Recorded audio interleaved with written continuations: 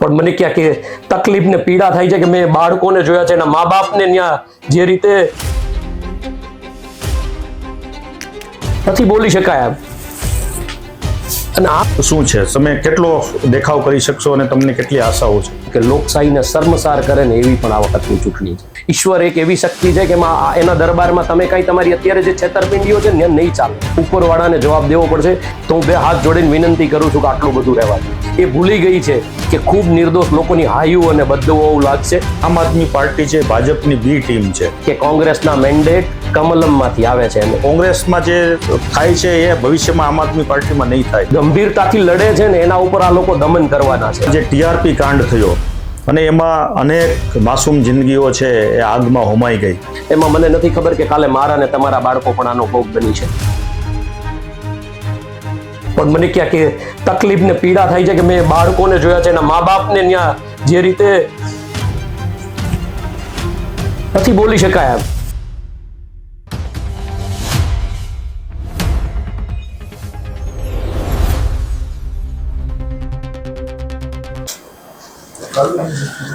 નમસ્કાર, ચક્રવાત ન્યૂઝમાં આપનું સ્વાગત છે. ગુજરાતમાં હાલ સ્થાનિક સ્વરાજની ચૂંટણીનો માહોલ ગરમાયો છે. ગુજરાત વર્ષો સુધી રાજનીતિમાં દ્વિધ્રુવી રાજનીતિ અહીં કેન્દ્રમાં રહી છે. કોંગ્રેસ અને ભારતીય જનતા પાર્ટી આ બંને પક્ષો વચ્ચે છેલ્લા 3 દાયકાથી ચૂંટણી યુદ્ધ ખેલાતું રહ્યું છે. પરંતુ 2012માં આમ આદમી પાર્ટીના સર્જન બાદ ગુજરાતમાં ધીમે ધીમે આમ આદમી પાર્ટીનું પ્રભુત્વ પણ સ્થાપિત થઈ રહ્યું છે. અને એમાં પણ ગત વિધાનસભાની ચૂંટણીમાં આમ આદમી પાર્ટીએ ખૂબ સારો વોટ શેર મેળવીને ગુજરાતમાં એમની હાજરી નોંધાવી છે.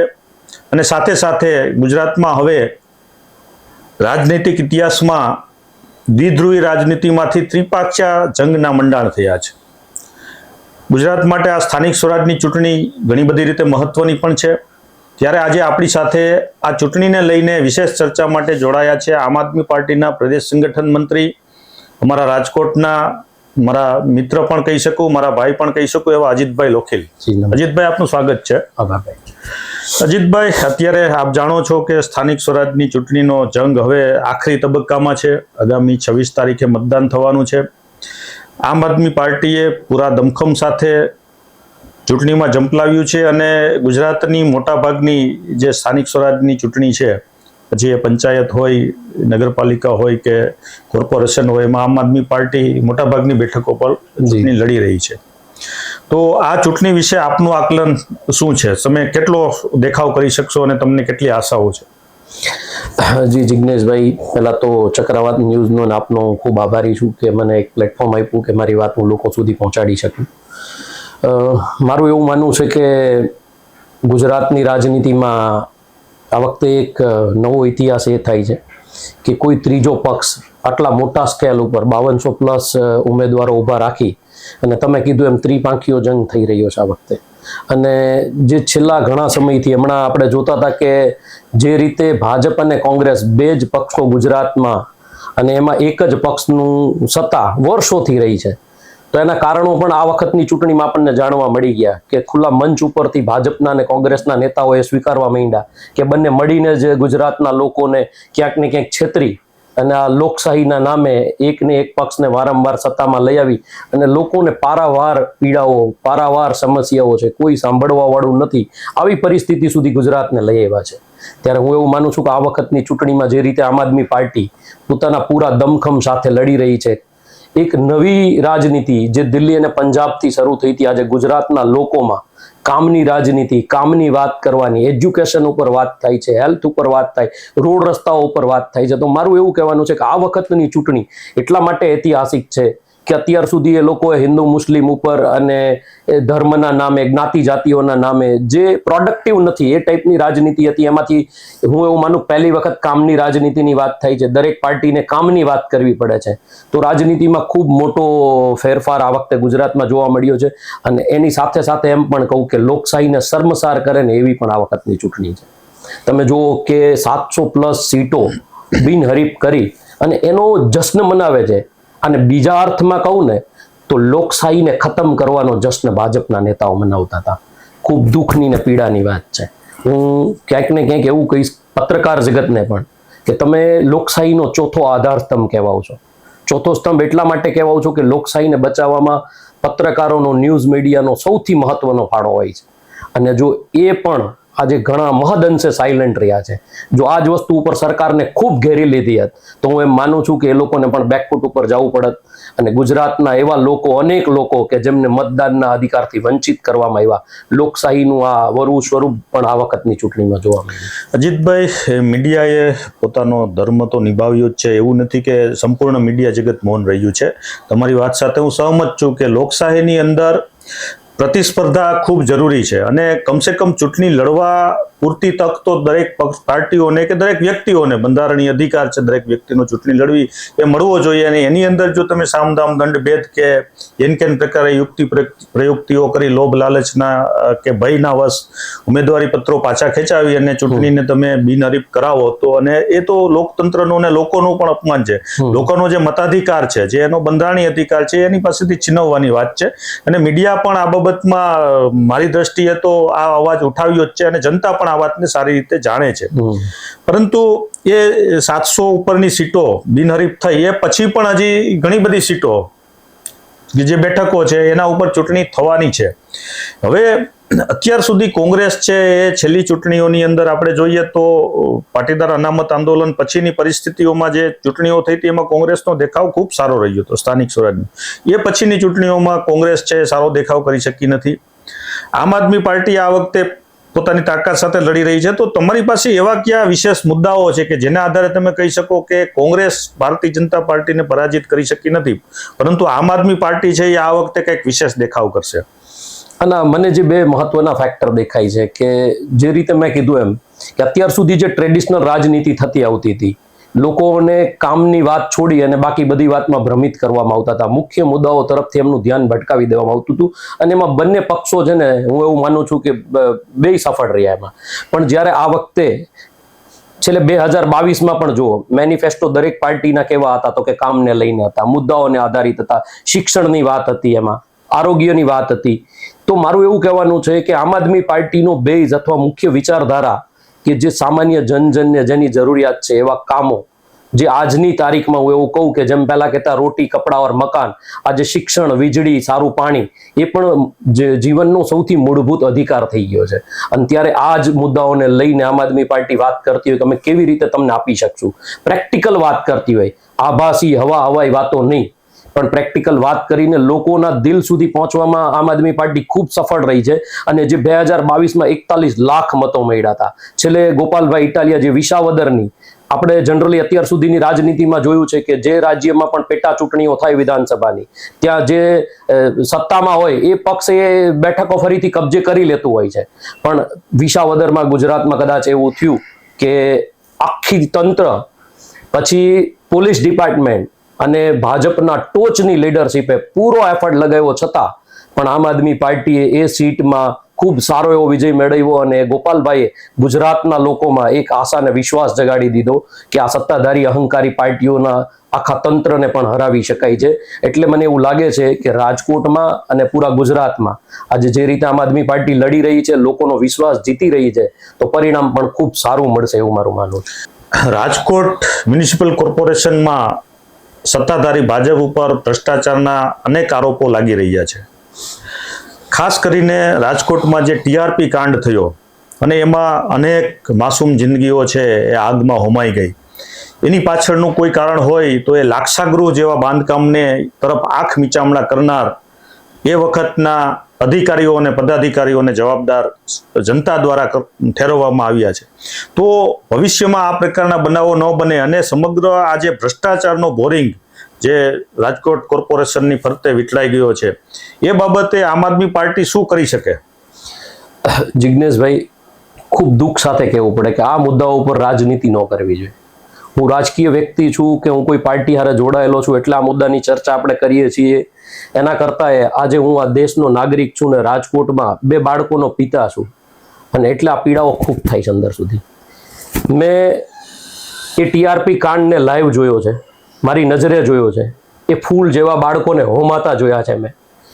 મેં મોરબીમાં જે પુલ દુર્ઘટના થઈ એ મેં નજરે જોઈ છે કદાચ એવું હતું કે એના હોલમાં અમે ઊભા નહોતા રહી શકતા એ બાળકોના મૃતદેહો જોઈને એ લોકોના મૃતદેહો જોઈને. એવું જ વડોદરામાં હરણીકાંડ થયું હતું, એવું જ સુરતમાં તક્ષશિલા કાંડ થયું હતું. આ બધી વસ્તુ શું સૂચવે છે કે કોઈ પણ ઘટના થાય છે અને ગંભીરતાથી જરા પણ નથી લેતા. ભ્રષ્ટાચાર કરીને એવા માછડાઓ ખડકે છે કે જે જીવતા બોમ્બ સમાન હોય છે. જિજ્ઞેશભાઈ, બહુ દુઃખ સાથે કહેવું પડે છે કે કદાચ આજે આપણે બચી ગયા હશો, કદાચ આજે આપણા બાળકો આપણા પરિવારનો વારો નથી એવો, પણ આ લોકોનો જે રીતે ભ્રષ્ટાચારને જે રીતે મિલીભગતથી બધું ચાલે છે, લોલમ લોલ ચાલે છે, એમાં મને નથી ખબર કે કાલે મારા ને તમારા બાળકો પણ આનો ભોગ બની શકે. ખૂબ પીડા સાથે કહેવું પડે છે કે આ મુદ્દો રાજનીતિનો નથી, પણ મને ક્યાં કે તકલીફ ને પીડા થાય છે કે મેં બાળકોને જોયા છે, એના મા બાપને ત્યાં જે રીતે નથી બોલી શકાય. અને આમ છતાં પણ હું તમને કહું કે એવી ઘટનાઓ તો નથી રોકી શકતા.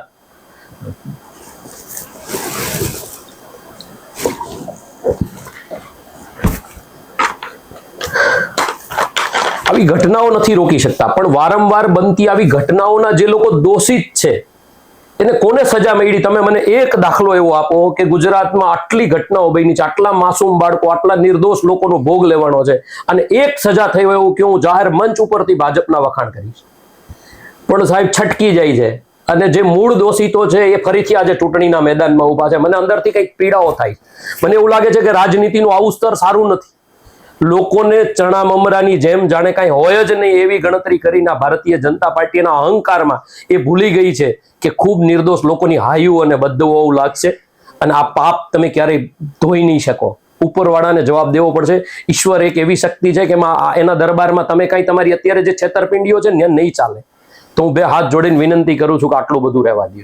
અજીતભાઈ, વિસાવદરની પરિસ્થિતિ અલગ હતી. ત્યાં મોટે ભાગે ખેડૂત મતદારો હતા, અને ખેડૂતોને સૌરાષ્ટ્ર અને ગુજરાતમાં જે તકલીફો પડી રહી હતી એને ગોપાલભાઈએ સારી રીતે વાચા આપી. એ સિવાય ત્યાંના સ્થાનિક મુદ્દાઓ પણ હતા જંગલ વિસ્તારને લઈને. પરંતુ અત્યારે જે આપણે ખાસ રાજકોટ કોર્પોરેશનની ચર્ચા કરીએ કે વાત કરીએ તો અહીંના મુદ્દાઓ બિલકુલ અલગ છે. તો રાજકોટમાં કોર્પોરેશનને લઈને તમે કેટલા આશાવાદી છો? શું પરિણામ મળશે રાજકોટમાં? અને પરિણામ મળશે તો તમારી પાસે એવું કયું વિઝન છે કે જેના આધારે તમે રાજકોટવાસીઓનું દિલ જીતી શકશો? જિજ્ઞેશભાઈ, તમે કીધું કે ત્યાં ખેડૂતનો મુદ્દો હતો, રાજકોટમાં અલગ મુદ્દાઓ છે. મુદ્દાઓ તો એટલા બધા છે અને તમામ લોકોને છે. આજે કયા વર્ગને પીડા નથી? એ શહેરી હોય કે ગ્રામ્ય હોય, ખેડૂત હોય, વિદ્યાર્થી હોય, નોકરિયાત હોય, ગૃહિણીઓ હોય, તમામ વર્ગને કંઈક ને કંઈક એવી પીડાઓ અને સમસ્યાઓ છે. આ 30 વર્ષમાં ભાજપ નથી કરી શક્યું. એક આભાસી એવો વિકાસ મોડલ તૈયાર કર્યું છે. એ વિકાસની વ્યાખ્યા એમના ટોચના લીડરોને પૂછો ને તો એ પણ એ વ્યાખ્યા નથી આપી શકતા કે વિકાસ એટલે શું. એ એવું આભાસી ચિત્ર ઊભું કરી દીધું છે. એક આપણે કહીએ ને કે 100 પીસ હોય અને એને કેમ નનકડી ઠોકર લાગે તો પણ તૂટી ભાંગીને ભૂકો થાય, એ રીતનું એક આખું આભાસી અહીંયા વિકાસનું મોડલ બતાવે છે. પણ વાસ્તવમાં અંદર જાવ તો આજે શહેરી લોકોને પણ એટલી જ સમસ્યાઓ છે જેટલી ખેડૂતોને છે. આજે અહીંયા ધંધા રોજગારથી માંડી અને વિદ્યાર્થીઓના એજ્યુકેશનથી લઈ, સ્વાસ્થ્યની સેવાઓથી લઈ, ટ્રાફિકની સમસ્યાઓ, રોડ રસ્તાના ખાડાથી લઈ અને કઈ વસ્તુમાં સમસ્યા નથી. જેટલું ગોતવા જાય અહીંયા આગળ 2 કલાક હું તમારી સાથે ચર્ચા કરીશ તો અનેક પારાવાર મુદ્દાઓ મૂકી શકીશ કે આટલી સમસ્યાઓ છે. તો મારું તમને એ કહેવાનું છે કે કદાચ સમસ્યાનું નામ બદલી જાય પણ સમસ્યા તો બધાને છે જ. અને એ સમસ્યાઓના નિરાકરણ માટે આમ આદમી પાર્ટીએ અમારો હમણાં જે મેનિફેસ્ટો છે એમાં પણ અમે મહદઅંશે એવા મુદ્દાઓ આવરી લીધા છે કે જે ખરેખર અમે લોકોએ દિલ્હીમાં ને પંજાબમાં કરીને બતાવી દીધું છે. નહીતર અત્યાર સુધીના મેનિફેસ્ટો એવા આવતા કે દઈ દીધું હોય, ચૂંટણી પતે પછી તમે એના નેતાને પૂછશો તો એને યાદ નથી હોતો, ને જનતા એટલું ગંભીરતાથી નહોતી લેતી કે જનતાને યાદ નથી હોતું. પણ આમ આદમી પાર્ટી પહેલી વખત એવી રાજનીતિ લઈને આવી છે કે જે સામાન્ય જનજનને ટચ થાય એવી વાત કરેલી છે. હું તમને કહું કે શહેરી મુદ્દાઓમાં અત્યારે આજની તારીખે હું રાજકોટની જ વાત કરું, એજ્યુકેશનને લઈ અને કઈ સરકારી સ્કૂલ એવી છે કે જેમાં તમે તમારા બાળકોને ભણાવવા માટે ઈચ્છતા હોય, પણ એની જ સામે આજે પ્રાઇવેટ સ્કૂલો બેફામ ફીના નામે લોકોને લૂંટે છે અને છતાં પણ લોકોને સારા એજ્યુકેશન માટે ફરજિયાત ત્યાં જવું પડે, મજબૂર થઈ ગયા છે લોકો. આજે તમારા કે મારા પરિવારમાંથી ન કરે ભગવાનને કોઈને કઈ બીમારી આવે કે એક્સિડન્ટ થાય તો આપણે એને સરકારીમાં લઈને નથી જતા, કેમ કે આપણને એવું લાગે કે એ જે સરકારીમાં લઈને જશું તો એનો જીવ બચશે કે નહીં એની ગેરંટી નથી. એટલું કથળી ગયેલું ત્યાં સ્વાસ્થ્યની સેવાઓ છે, આપણે ફરજિયાત એને પ્રાઇવેટમાં લઈ જવું પડે છે અને પ્રાઇવેટમાં બેફામ લૂંટે છે. તો મતલબ મારો એવો કહેવાનો છે કે ક્યાંક લોકોને મજબૂર કરી દીધા છે લૂંટાવા માટે. માટે. તો આ બધી સમસ્યાઓની પીડાઓનું સમાધાન હું એવું માનું છું કે સારી રાજકીય વિચાર શક્તિ, સારા એવા લોકો આવે રાજનીતિમાં કે જે આ પરિસ્થિતિને પોતે ભોગવેલી હોય, પોતે એના વિક્ટિમ હોય અને એને એવું લાગતું હોય કે મારે આ બદલવી છે. અને આમ આદમી પાર્ટીએ મહદ અંશે એવી કોશિશ કરી છે કે એવા ઉમેદવારો ઉભા રાખો જે સામાન્ય લોકોમાંથી આવતા હોય. પૈસા નથી અમારી પાસે, કોઈ જાતના એવા પાવર નથી, કોઈનું બેકગ્રાઉન્ડ નથી રાજનીતિએ, આમ છતાં પણ અમે એવા લોકોને આગળ કર્યા છે કે જેની અંદર એક ભાવના હોય કે મારે આ પરિસ્થિતિ બદલવી છે. અને એટલા માટે મને એવું લાગે છે કે આમ આદમી પાર્ટી સારું પ્રદર્શન કરી રહી છે. અને છેલ્લે સુરતની વાત કરું, સુરતમાં 27 કોર્પોરેટરો જીતી અને જે 5 વર્ષમાં એક વિરોધ પક્ષ શું કરી શકે, 5 વર્ષમાં ત્યાંની સરકારી સ્કૂલો, ત્યાંની રિનોવેશન એટલા થયા છે અને 5 વર્ષમાં ત્યાં ટેક્સ નથી વધવા દીધો, ઘરના વેરા બિલ નથી વધવા દીધું. અને આ ખૂબ મહત્વની વાત છે. ને ગુજરાતના ઇતિહાસમાં કદાચ પહેલી વાર એવું થયું હશે કે 11-12મા ધોરણની સરકારી સ્કૂલો સુરતમાં ચાલુ થઈ, આખા ગુજરાતમાં ક્યાંય નથી. તો મારું એ કહેવાનું છે કે સારા લોકો જ્યારે રાજનીતિમાં આવે, સારો વિરોધ પક્ષ આવે, હું એવું નથી કહેતો સત્તા પક્ષ, જો સારો વિરોધ પક્ષ હશે ને તો એ કામ લોકોના થાય અને એમાં લોકોને જ બેનિફિટ છે. અજીતભાઈ, એક ચર્ચા કોંગ્રેસ દ્વારા વારંવાર કરવામાં આવે છે અને આક્ષેપ જો કે આરોપ જો એ આમ આદમી પાર્ટી ઉપર મૂકવામાં આવે છે કે આમ આદમી પાર્ટી છે ભાજપની બી ટીમ છે. આ વિશે તમારું શું કહેવું છે? એ તો બંનેના નેતાઓએ હમણાં સાબિત કરી દીધું. થોડા ટાઈમ પહેલા કોંગ્રેસના નેતાએ એવું કીધું હતું અને કદાવર નેતાએ, કોઈ ચલો આપણે એમ માની લઈ કે એમના બહુ જવાબદાર વ્યક્તિ, પૂર્વ ધારાસભ્ય રહેલા છે એવા વ્યક્તિ એવું કીધું હતું કે અમને મત ન આપો તો કાંઈ નહીં, એટલે કે કોંગ્રેસને મત ન આપો તો કાંઈ નહીં, પણ આમ આદમી પાર્ટી નહીં દેતા ભાજપને મત આપી દેજો. આનો મતલબ શું થાય? બી ટીમ કોણ કહેવાય? અને હું તમને બીજી વાત કરું કે હમણાં જ થોડા દિવસ પહેલા, હજી તો તાજું છે, કે ભાજપના નેતા એમ કહે છે મંચ ઉપરથી જાહેરમાં જનતાની વચ્ચે કોઈ પણ ડર વગર કે કોંગ્રેસને ઉમેદવારો અમે આપીએ છીએ. તો એને બી ટીમ કોણ છે એ સાબિત થઈ ગયું. અને કોંગ્રેસ પોતાની હાર, પોતાની નબળાઈઓ છુપાવવા માટેથી વારંવાર બાનાઓ ગોતતી હોય છે. અને સૌથી મોટું કારણ કે આટલા વર્ષથી અમે નહોતા. આમ આદમી પાર્ટી ગુજરાતમાં હજી હું એમ કહું કે 5 વર્ષથી ગંભીરતાથી અમે લોકો ફૂલ ફ્લેજથી લડતા થયા છે. અને ત્યાર પહેલા તો 27-25 વર્ષથી કોંગ્રેસની ટક્કર સીધી હતી. આમ છતાં પણ કોંગ્રેસ ક્યારેય ન હરાવી શકી, કેમ કે ગુજરાતમાં નાનામાં નાનું બાળક પણ જાણે છે કે કોંગ્રેસના મેન્ડેટ કમલમમાંથી આવે છે. અને એટલે લોકોને છેતરીને પણ બંને સંયુક્ત રીતે જ સરકાર ચલાવતા હતા. અજીતભાઈ, તમે કહો છો કે કોંગ્રેસના મેન્ડેટ છે કમલમમાંથી આવે છે, તો કોંગ્રેસના ઉમેદવારોને જે રીતે ઉમેદવારી પત્રક પાછી ખેંચવાની ફરજ પાડવામાં આવી અથવા તો એને ખેંચાય, એવું જ આમ આદમી પાર્ટીમાં પણ આ વખતે જોવા મળ્યું છે. તો તમે કઈ રીતે કહી શકો કે કોંગ્રેસમાં જે થાય છે એ ભવિષ્યમાં આમ આદમી પાર્ટીમાં નહીં થાય અને આમ આદમી પાર્ટી છે મક્કમતાથી લડત આપી શકશે ભાજપને?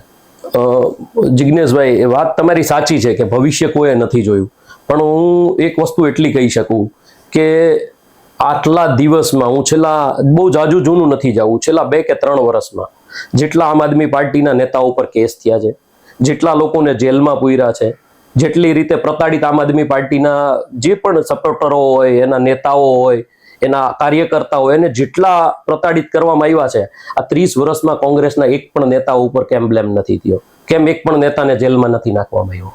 આ સ્પષ્ટ વસ્તુ છે કે જે ગંભીરતાથી લડે છે ને એના ઉપર આ લોકો દમન કરવાના છે. મિલી ભગતથી એ લોકોનું ચાલતું હતું એટલે એના ઉપર દમન નહોતું થતું. અને આવતું ભવિષ્ય, હું એવું કહું કે આ સંઘર્ષની રાજનીતિ છે. અંગ્રેજો સામે પણ આપણા ઘણા બધા ફ્રીડમ ફાઇટરો લડતા હતા અને અનેક લોકો ત્યારે જૂના ઇતિહાસમાં જાય તો એમને અંગ્રેજ સરકારે ડરાવી, ધમકાવી, જેલમાં નખાવીને અનેક લોકો એવા હતા કે આ લડત છોડી દેતા હતા.